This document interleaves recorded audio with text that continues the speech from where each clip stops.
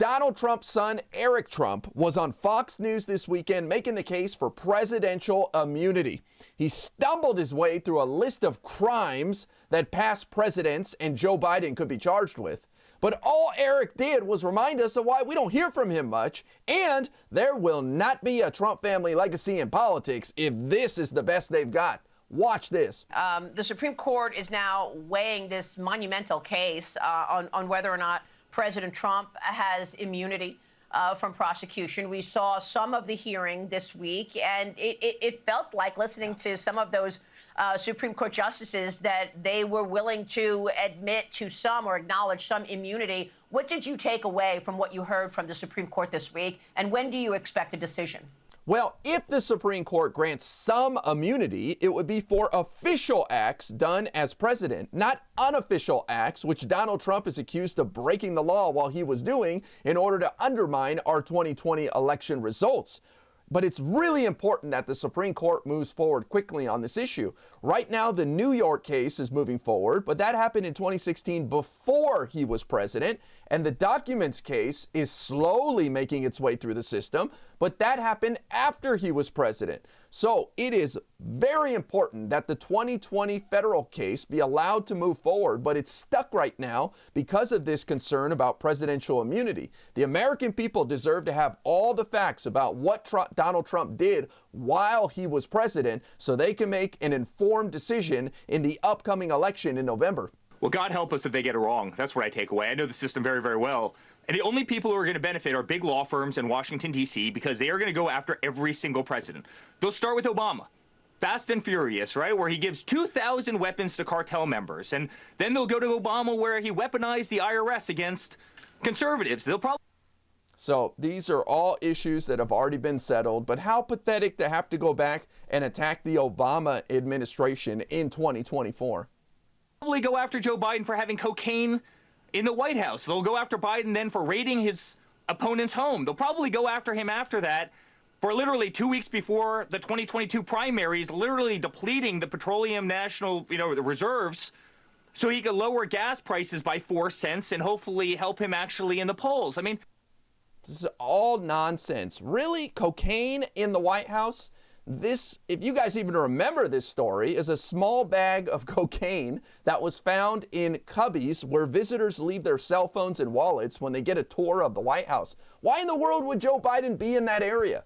What would he be doing over there? Why would he have cocaine? And what phone would he leave in the cubby? It just makes no sense at all that he would be prosecuted for some visitor accidentally dropping a small bag of drugs in the White House. Give me a break, man. Where do you want to stop? Are they going to go after George Bush for lying about, weapons of mass destruction? Where does this stop, Maria? The only people that are going to win are going to be the lawyers in Washington, D.C. The floodgates are going to open, and I guarantee you Joe Biden will not have 1 foot outside of the White House doors before they start going after him legally, ruthlessly. Presidents need immunity in this country. If they don't, their entire tenure as president is literally going to be filled in depositions and subpoenas like they've tried to do to my father for the last 8 years. We can't have this legal lawfare in this country. We need a president to actually be able to function and run the United States of America. Somehow our republic has managed to survive and thrive without settling this question of presidential immunity up until now. Past presidents have had no problem doing their job without breaking the law, unlike the Donald Trump administration, which can't seem to do anything on the up and up.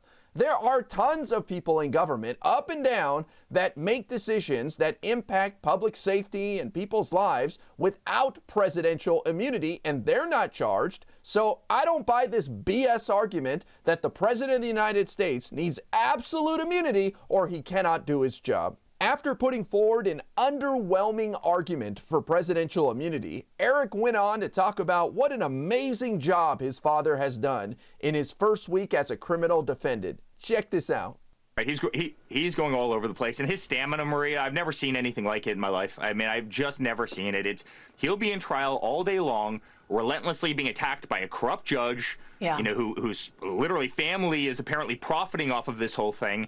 only to step out and go do events at bodegas and wake up and speak to union workers and go to Michigan and go to Pennsylvania and go to Ohio and go to all the other swing states. The guy is really a remarkable human being, and I love him to death, and I'm proud of him. And I think the whole world knows his backbone and his toughness, and it's exactly who we need behind the Resolute desk in Washington, D.C. It's the exact person we need in the Oval Office. Well, boy, he is laying it on thick. First of all, corrupt judge, what are you talking about? This judge has been so lenient towards Donald Trump. Any other criminal defendant would have had their bail revoked and be sitting in jail every night as their trial unfolds for what Donald Trump has done in attacking the judge, prosecutors, witnesses. Give me a break. This guy is being treated with kid gloves, and the judge's daughter is profiting off this? Well, I'm sorry that the judge's adult children are allowed to have a career, and one of them happens to work in politics where she's involved in raising funds for campaigns. What does that have to do with the judge? And you want to talk about stamina? I just keep seeing reports of Donald Trump falling asleep in the courtroom. This guy seems bored to tears of the entire process. I don't know about you, but if I was on trial as a criminal defendant and my freedom was at stake, I would be on the edge of my seat paying attention to every single detail in that courtroom. And spare me on these campaign events. First of all, Joe Biden won New York in 2020 by 23 percentage points. So there's no world in which Donald Trump is going to win New York. It is a total waste of time for him to campaign there. Second of all, these staged events aren't convincing anybody.